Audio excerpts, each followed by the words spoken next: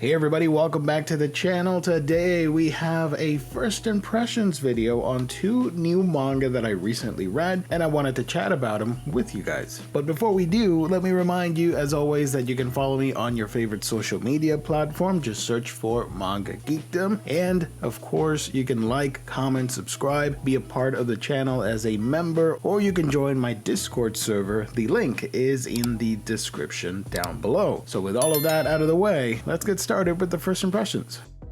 So the first book that we're going to talk about is one that I was highly anticipating, and that is Sanda Volume 1 from one of my favorite mangaka, Paru Itagaki. This one has been highly requested by a lot of people, and I'm so happy that we finally have it. This comes from Titan Manga. Now, when I first started making this video, I had a little bit of a tough time on how to tackle this series. Unlike other Paru Itagaki works, Sanda is a little unorthodox. I feel like the story has a lot of layers that if you were to leave a key detail out of it, audiences won't have the proper perception, I guess, of what this series is on a first impressions basis, because let's face it, that will lead people to pick this book up. So I will try my best to summarize my experience with this book. Sanda Volume 1 tells the story of a Japan in the future where I guess climate change has eliminated some of the traditions when it comes to weather patterns. Snow isn't as abundant in the fall winter time around December, and a lot of people no longer remember, or I guess they don't celebrate Christmas anymore, and the tradition, folklore, and all that stuff has sort of just vanished and disappeared. So that is one of the first aspects. The second one is that there is a low birth rate happening in the world and in Japan as well. That comes into play with the third and fourth factor of this story, and it involves the main characters. We follow Shiori Fuyumura, a young girl who is unusually tall for her age, and she is trying to solve the disappearance of her best friend Ono. A lot of people think she might have died. However, Shiori believes she's still out there, so she will do everything possible to get her back. And for this investigation to happen, she resorts to the legend of Santa Claus. Now you're probably wondering why. Well, because Santa Claus has the power to locate every children to give them gifts and happiness and all that stuff. So she figures Santa Claus, the legend, might come back if the curse awakens him. There's a character called Kazushige Sanda, who is also the main protagonist. He is a second-year middle school student at this academy, and he is secretly the descendant of Santa Claus. However, this power, this ability, this secret must be kept from everybody, but it is Shiori that speculates and learns about Sanda, so she's doing everything possible to entrap Sanda into a confrontation where she's going to take him out in a violent way, because the idea is that it will awaken his powers, transforming Sanda into this old muscular dude, and those powers will heal him, and that will lead the awakened Santa Claus to search for the missing friend. So it is a very chaotic start to this series. Like I said, there's a lot of layers to it, but they all form a cohesive story that is essentially a deconstructed Christmas tale. And throughout this first volume, you start seeing why he has these powers and what they actually do, from super strength, I guess, to slated feet, to the ability to heal from wounds. Dude's got it all, right? And Shiori is convincing Sanda to do this while also raising some eyebrows in other characters, like Hitoshi Amaya, friend, sort of, to Sanda, who eventually in the book witnesses a conversation between Sanda, a transformed Sanda, I should say, and Shiori, and learns about Santa Claus. So he's trying to exploit that to his own agenda as well, and that leads to the reveal of one of the bad guys, one of the villains of this story,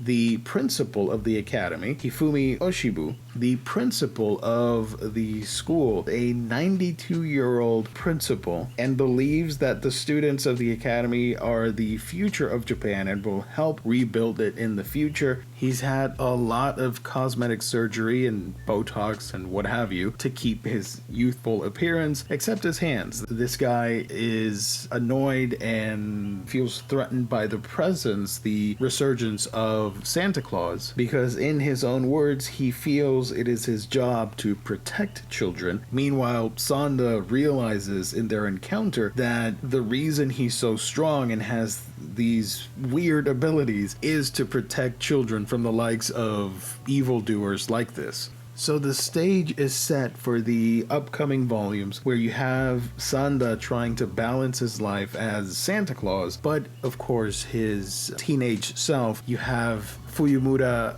obsessed with finding her friend, and of course now you have Amaya tagging along as well, going along for the ride, and they're gonna get into a bunch of hijinks, obviously. So it definitely is a unique, quirky take on a Christmas story that honestly I'm here for. I'm a huge fan of Paru Itagaki. She's always writing different eccentric characters with impeccable artwork. I enjoy Sanda, but like I said at the beginning, I wouldn't necessarily think this is the most Itagaki reader-friendly book because it is such an outlandish deconstruction of something beloved worldwide that I don't think it may hit all the notes for everybody. It might be a little bit too out there, or maybe it's just me that's a little bit out of touch. I don't know. Okay, so the second book on this video is a Viz original title that is Kamudo, Volume 1 from the duo creative team Akira Himekawa. Of course, you know of these talented creators from the many Legend of Zelda manga adaptations, and now they are bringing their own unique talents to an original work. This one's an epic fantasy that deals with the creation of this new universe and the people that inhabit it. The one thing you should know is that there are no humans, and this is essentially the story of the very first human that interacts with these demi-beings. You see sort of this anthropomorphic dragon race. There are some beast folk, some bird-like people, stuff like that. And you get a wonderful sense of world building. Obviously, Akira Himekawa knows what they're doing. Having forged Legend of Zelda adaptations, you have that epic fantasy feel and how they're able to construct this world with a limited set of rules where you, the reader, aren't as lost and you feel like you're on this epic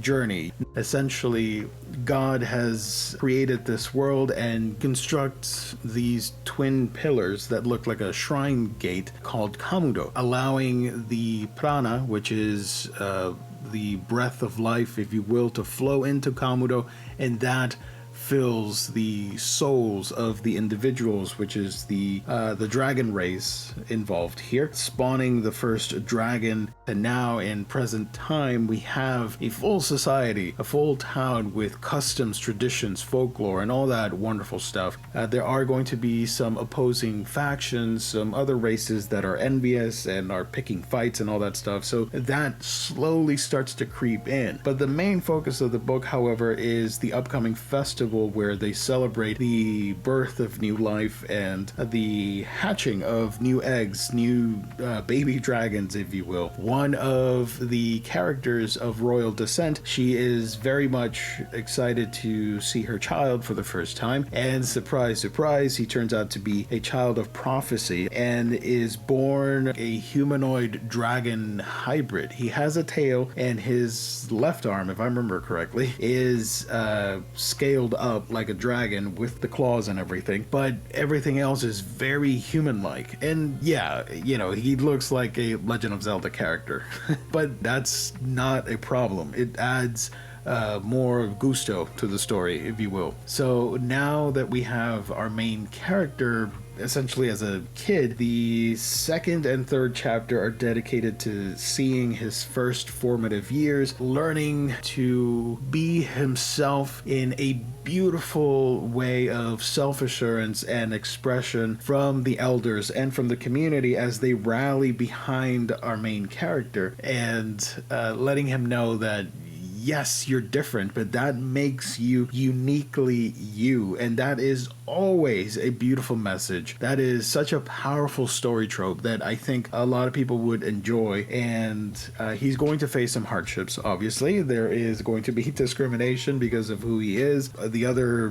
dragons consider him sort of a weakling, kind of weird and disgusting because he's like this fleshy humanoid. There are some hints of future plot points that I'm eager to check out. I can't wait to read volume 2. There is this idea that outside of their world there's sort of an abyss, but when the main character stumbles upon the outside world, sort of outside their barrier, there's something more out there, and I'm itching to find out more about it. It is said at the beginning of the book that this is the story of the first human before all of us came along. So it's a really fantastical take on the history of Earth, you know? It's not explicitly said that this is Earth, but you can sort of make the assumption. But it's earnest, it's beautiful, it has gorgeous artwork, beautiful characters, and immaculate storytelling and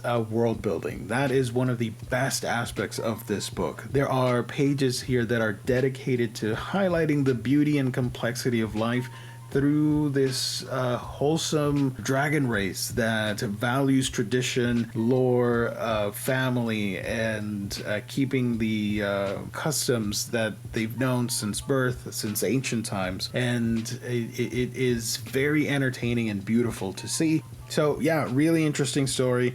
Akira Himekawa, they knock it out of the park. A solid first volume. Highly recommend picking it up. It is a fantastic fantasy epic that I think will be a worthy addition to your shelf. I'll be honest, this is easily one of my favorite releases of the entire year of 2025. It's that special, I think. Just a really good job from the folks at Viz Media.